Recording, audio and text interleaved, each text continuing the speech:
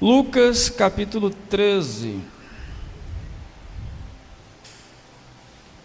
versículo 10. Eu entrego as partes agora ou depois da pregação? Prega depois, tu não vai pregar já? Prega logo, né? Prega logo, deixa tu falar.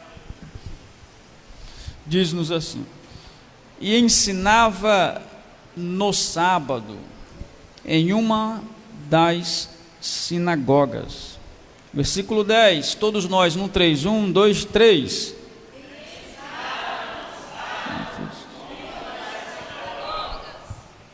Tu me lembra. Versículo 2, 1, 2, 3.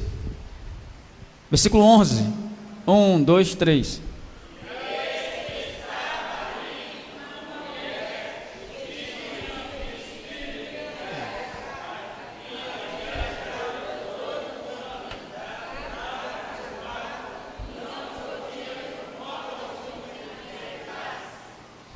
Amém. Versículo 11, e eis que estava ali. Diga assim, eis que estava ali. Tome sua ação. Eu quero, já de início aqui, agradecer a Deus pela vida de todos os irmãos que aqui estão, né, que vieram para a casa do Senhor nesta noite de domingo, onde nós temos esse encontro marcado, né, que é de estarmos aqui na casa do Senhor nosso Deus, e em especial pela vida dos irmãos que se esforçaram para estar em Rio Branco. Muitos dos que foram saíram do trabalho às pressas, né, se arrumaram e vieram. Muitos, e a gente sabe que muitos trabalham dia de sábado. Outros deram um jeitinho ali no trabalho para poder ir. Eu vou usar um exemplo, né, no caso da diaconisa Ivone, que há tempos atrás ela já vem planejando, trabalhando com a patroa para que ela pudesse ir. Haja visto que aquele lá nos domingos estava pegando fogo, né? E Deus abençoe a vida de vocês, rapaz, né? Se esforçaram aí de maneira imensurável para poder ir. O Jones chegou e já foi para o trabalho. Eu mandei mensagem para ele, cheguei aqui, mandei mensagem para ele se tinha chegado bem lá. Chegou, já foi para o trabalho, né? Na verdade, se a gente for procurar tempo, né, para poder honrar com compromisso a esta altura, a gente não vai achar não, irmão, se a gente não sacrificar. E Deus abençoe a vida de todos que puderam ir. Foram no ônibus, outros foram de carro, e chegaram lá. Lá houve um testemunho muito forte. Eu botei até no grupo. Calma aí, que cantar eu não canto não. Tirou o playback. Lá tinha um obreiro, um diácono do Jordão. Ele foi para a convenção. Para ele chegar lá, irmãos, irmão Noélio, para esse irmão chegar lá, ele andou 12 horas de pé na mata. E lá na região dele é comum. A gente aqui é comum andar e encontrar, que nem eu trabalho no bombeiro, quase todo o meu serviço eu vou resgatar a preguiça, né? Aqui é comum se deparar com uma preguiça, e lá é comum se deparar com uma onça, né? É normal para eles, uma onça. E os pastores que conhecem lá disseram que uma onça matou, né, um irmão da igreja na região. Ele andou 12 horas sozinho. Andar com alguém até ajuda, mas ele andou 12 horas de pé para chegar no rio. Do rio, mais 2 dias de barco para chegar no Jordão, para chegar em Tarauacá.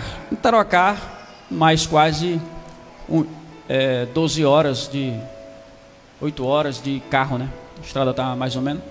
E estava lá, diácono. O bispo que estava pastor Belchior, que estava representando a nossa liderança nacional, ele ficou impactadíssimo. Foi? Impactado. Porque ele, para lá, para a região e para baixo, né, isso não é comum, ele falou. As pessoas, o ônibus sai da porta da igreja para levar para o templo sede, as pessoas não vão. Então ele ficou impactadíssimo, chamou o obreiro e abençoou, vai abençoar a região lá, que ele é o dirigente da congregação, vai abençoar ele lá. Então, sacrifício resultou em bênção, né? Se ele não tivesse ido, tinha perdido a bênção. Vai ser abençoado isso. Irmão, o sacrifício, Deus, ele honra o sacrifício. Então Deus abençoe a vida de todos que se esforçaram, tá? Para poder estar lá, chegar. Os que não puderam, eu recebi algumas mensagens. Preste para viajar. Você recebe mensagem, você sabe que é alguém dizendo: pastor, não vai dar. Eu recebi algumas mensagens plenamente compreensíveis, justificáveis. O Jones me ligou do hospital. O Jones me ligou, não, me mandou uma mensagem, tirou um selfie: pastor, eu estou no soro aqui. Isso na sexta-feira, na sexta. Ele me mandou uma mensagem, uma foto, que estava no hospital, com sintomas de dengue, tomando um soro. Aí ele disse que não poderia vir, não poderia ir. Injustificável, né? Justificável. E ele, consequentemente, a CL e a família. Juca caiu do forro. Foi? Quebrou? Não, né? Tá com gesso? Ah, não, tá. O Juca caiu do forro, tá? Então coisas começam a acontecer. O Isaías quebrou o caminhão, né? E é coisa, irmãos, que a gente sabe que não é normal, é espiritual também, né? Espiritual. Então aconteceu uma sequência de ocorrências compreensíveis e justificáveis por parte dos irmãos, né? E eu fiz até um apelo no grupo, pedi para que os que não fossem, mesmo não indo, me ajudassem pagando a vaga, né? Pagando o ônibus. Isto eu estava aflito lá, irmãos, porque eu perguntei do Cleito, estava respondendo: Cleito, quanto é que tem para pagar o ônibus? Ele: pastor, está faltando R$700. Falei: meu Deus do céu. E eu saí daqui falando assim: vou levar os R$800 do meu aluguel, porque se faltar eu já inteiro. Já saí pensando assim, e levei. E o Cleito falou: R$700, então do meu aluguel já cobre. Aí os irmãos que não foram, pagaram. Inclusive ficou faltando só 140 no todo. Na verdade ficaria faltando 280. Aí nós recebemos uma doação da prefeitura, que a doação deu para suprir 2,5 poltronas, doação de óleo, né? Deu 2,5 poltronas. Aí com essa doação já ajudou a bater. Aí nós entramos com apenas 140. Aí ficamos. E a irmã Thaís também. Ela está aqui ou não? A irmã Thaís, que sempre frequenta aqui, ela é irmã da irmã Sandra, ela pagou 2 poltronas. Então ia ser 280 mais 140. 420? 420, né? Então seria 420, né? Assim, o furo. Mas nós recebemos essa doação, prefeitura, da irmã Thaís, e a gente tirou do aluguel só 140. Ficou melhor, né? Amém? Os irmãos estão bem? Graças a Deus. Eu quero trazer aqui uma palavra bem rápida aos nossos corações. E em seguida eu quero estar entregando a pasta e o recibo daqueles que cumpriram aí com o seu compromisso do pagamento da anuidade de obreiros. Deus abençoe as que foram separadas e consagradas. Nós oramos aqui, Joyce. Aí, depois da oração, Nós oramos aqui pela Catcelane e pela missionária Irineia. Catcelane e Joiciane foram separadas a diaconisa e a nossa irmã Irineia, a missionária. E Deus abençoe a vida de vocês, né? E só lembrando que agora a gente não pode se esquecer que a gente tem os privilégios, tem os deveres, e um deles, de muitos, é esse compromisso com a anuidade, e é uma vez por ano, né? O cooperador ao presbítero paga 120 por ano. Se ele for esperto, ele paga R$10 por mês, né? R$10 por mês, e pode, a partir de janeiro pode pagar a taxa. A gente junta a secretária Joselina, que não pôde vir, que o Edson não está bem de saúde. A gente pode, ela arrecada e próximo à convenção ela paga, entendeu? Só que a gente deixa para a última hora, né? Que nem eu deixei para a última hora, a gente sempre deixa para a última hora. Eu pago o meu e da minha esposa, dá R$418, né? Mas é uma vez por ano. A gente pena porque a gente não se programa, né? Porque a gente sabe que esse compromisso nosso, obreiros, ele é anual. Então, vamos procurar, para nós não falharmos com esse pré-requisito para ser obreiro, né? Que é o pré-requisito para ser, um dos pré-requisitos é esse, ser fiel à sua anuidade, tá bom? Nós estamos aqui diante de um texto muito conhecido por nós. Vai retratar a respeito de uma mulher que estava vivendo, ou melhor, convivendo com um problema há muitos anos. Muitos. Quantos anos? 18 anos, irmão Osiel, convivendo com um problema. Só que olhe para cá, ela estava convivendo com esta situação aonde? Na igreja, né? Na sinagoga.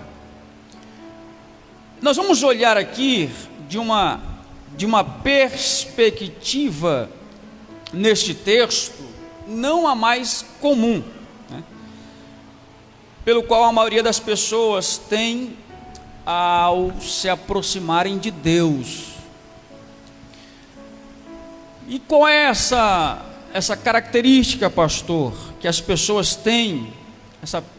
Qual é a expectativa mais comum que as pessoas têm ao se aproximarem de Deus? É aquela ideia de troca de favores, né? Onde Deus possa retribuir o que eu faço, ou dá-me aquilo que quero. Então a perspectiva mais comum das pessoas ao se aproximarem de Deus é de Deus querendo alguma coisa. Sim ou não? Sim ou não? Isso é tão conhecido no mundo espiritual que até o diabo conhece. Não está na Bíblia? O que o diabo disse para Deus com relação a Jó? É fácil te servir assim. A relação de vocês, o diabo disse para Deus, a relação de vocês é uma relação de troca de favores. O Senhor abençoa Jó, né? E Jó é fiel a ti. Assim é fácil, não foi isso que ele disse? Aí foi essa questão que desenrolou todo o processo da vida de Jó. Foi por causa disto, por causa deste conceito que o diabo tem daqueles que se aproximam de Deus. Aproximam ou permanecem por aquilo que Deus pode dar, ou por aquilo que Deus está dando ou fazendo. Vejamos aqui pelo lado não mais comum. E no versículo 10, algo interessante. A Bíblia vai dizer que alguém estava ensinando num dia de sábado. Irmãos, a gente tem um movimento chamado desigrejados. Alguém já ouviu falar? Desigrejados, onde eles pregam que não há necessidade de estar na igreja e não há necessidade de ter um pastor. Eu não sei em qual Bíblia eles são a deles, porque na nossa isso é heresia. Até Jesus, diga assim, até Jesus frequentava a igreja. E o triste que crentes, e eu conheço um aqui em Brasileia, que caiu nisso. Igreja, que negócio de igreja, esse sistema religioso, pastor, dízimo, oferta, esse negócio não.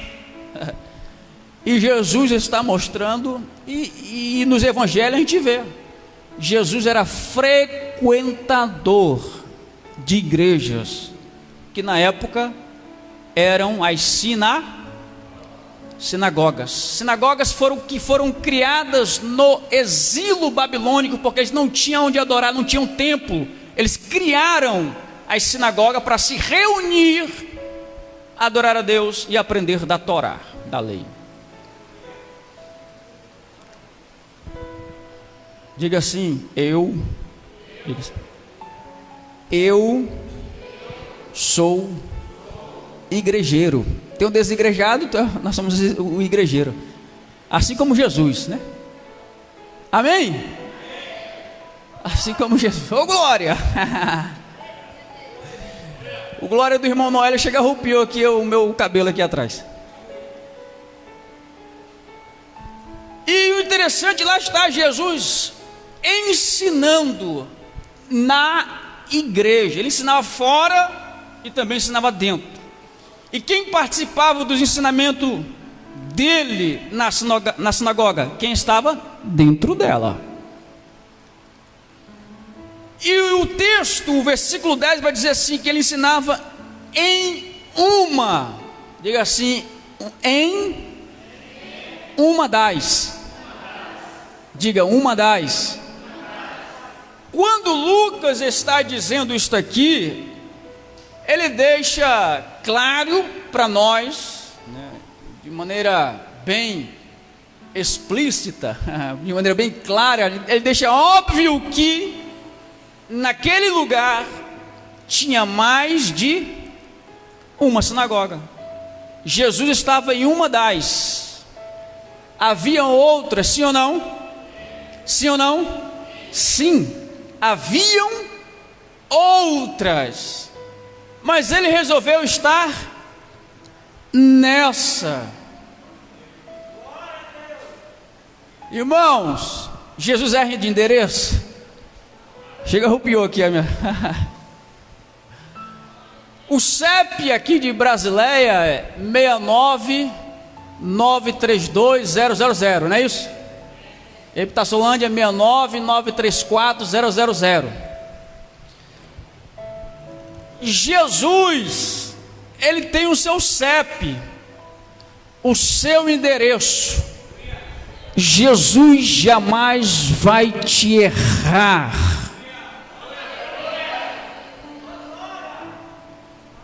Haviam inúmeras, ou outras. Se eu não me engano, tem um historiador chamado Flávio Joséfo. Ele tem um historiador judeu chamado Flávio Joséfo. Se eu não me engano, ele disse que na época de Jesus havia aproximadamente 700. Se eu não me engano, o número é esse. Eu li faz tempo.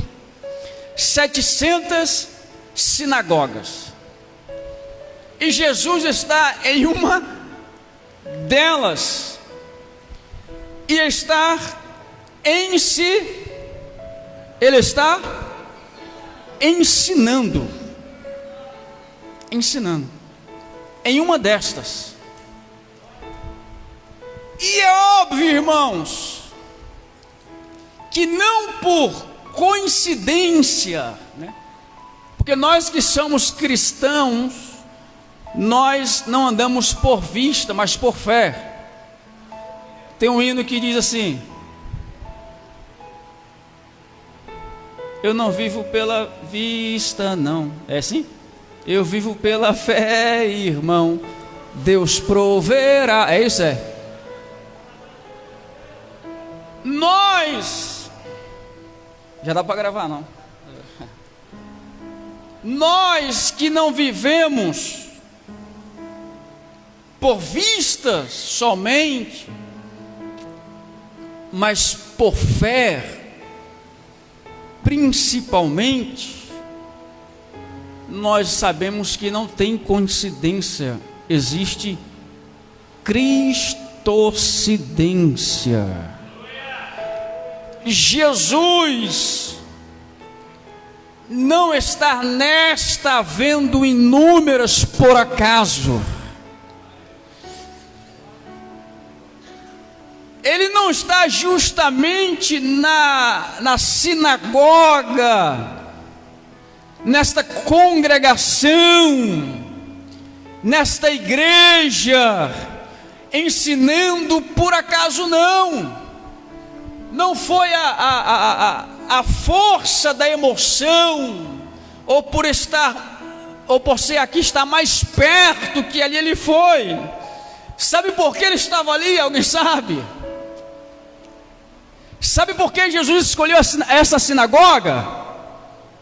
Alguém sabe? Sabe, irmão Dinho? Arrisca aí. Por que Jesus, irmão Sebastião, escolheu justamente essa, de tantas, sabendo que não há no mundo espiritual coincidência? O que existe? O que existe? O que existe, irmãos? Diga, cristocidência.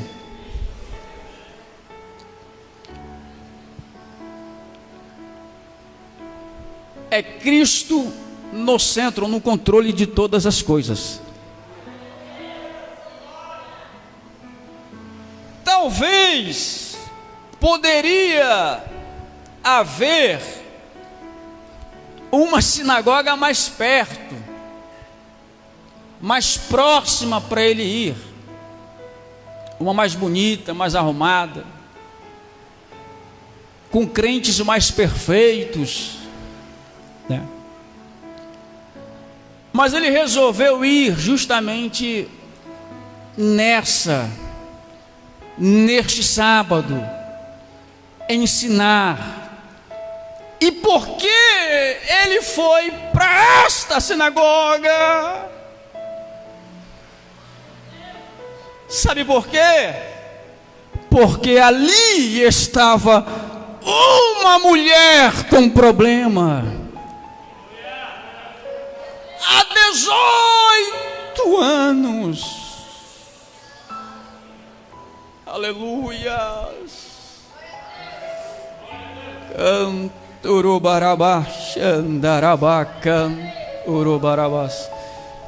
Quando chegar, irmãos, a sua hora, quando chegar o seu momento, quando for o dia de Deus te abençoar, Ele não vai chegar antes nem depois e não vai errar o endereço. Ele vai estar lá, vai chegar na hora certa. Ando rabandaramandarabasca.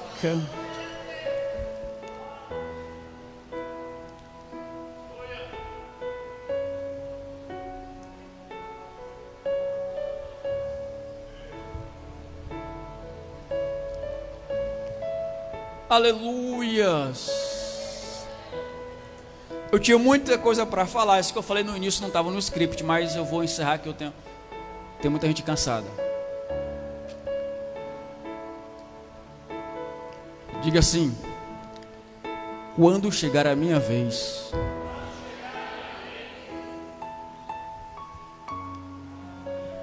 o milagre vai acontecer.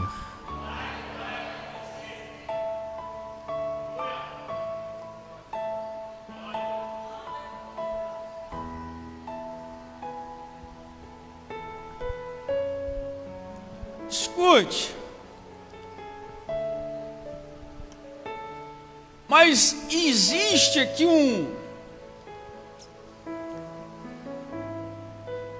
uma situação, irmão Edson. A mão melhorou?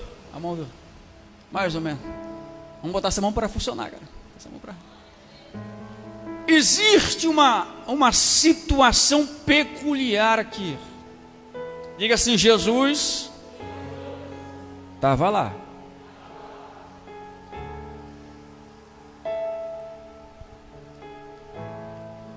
Diga assim: a mulher também.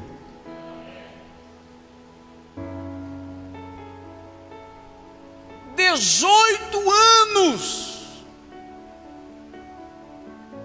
E ela estava onde? Estava lá. E você está querendo desistir agora, irmãos? E você está querendo abrir mão dessa situação agora? Olhe para cá.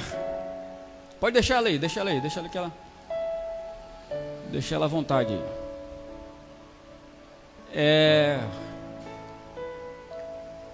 O que não pode acontecer é que quando chegar, Ednei, o teu momento, o dela durou 18 anos. Ela podia ter desistido?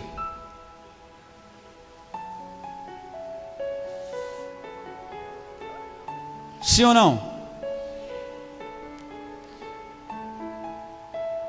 Ela podia ter perdido a esperança do seu milagre? Sim ou não?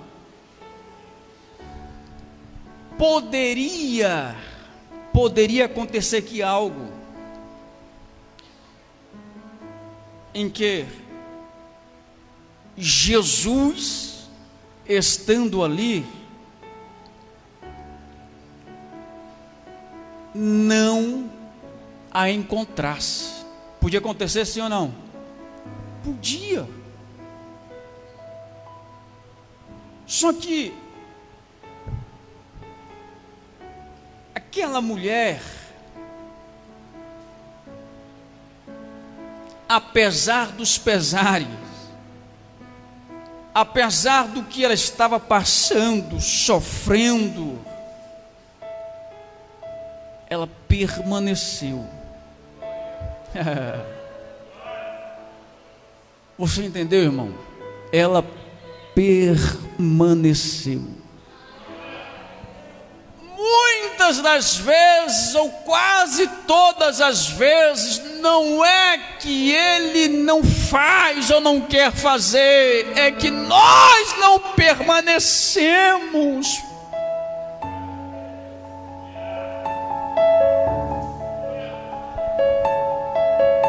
Porque Jesus não é um milagreiro não, irmãos, que sai curando tudo e todos. Havia várias sinagogas, mas ele foi nesta, porque ali tinha uma mulher permanecendo ali 18 anos. Ela estava sofrendo um espírito de enfermidade, estava encurvada, mas estava ali, ela estava ali. O texto, versículo 11, disse assim: e eis que ela estava ali. E depois vai contar o problema dela, ou seja, apesar do problema, o problema não o tirou do lugar da bênção. você percebe que o evangelista Lucas descreve primeiro o seu posicionamento para depois descrever o seu problema, porque o mais importante é permanecer mesmo sofrendo, mesmo na dor, mesmo não vendo no presente momento, aquela ação imediata de Deus permanecendo ali, porque a perseverança vai atrair o milagre.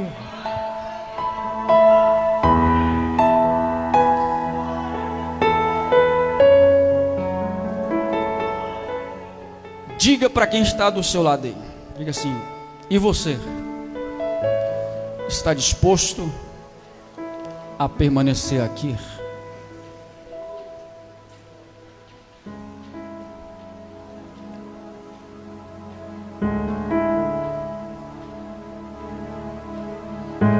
Não deixe que o que você esteja passando, o que você esteja enfrentando